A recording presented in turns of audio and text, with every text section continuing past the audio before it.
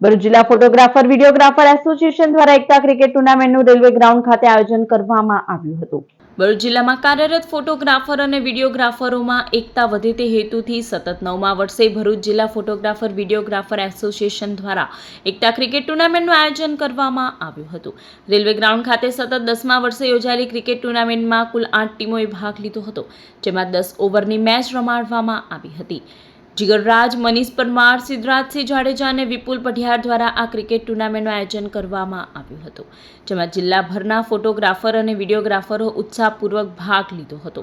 ભરૂચ જિલ્લા photographer videographer એકતા cricket ટુર્નામેન્ટનું આપણે છેલ્લા 10 વર્ષથી આયોજન કરીએ છીએ।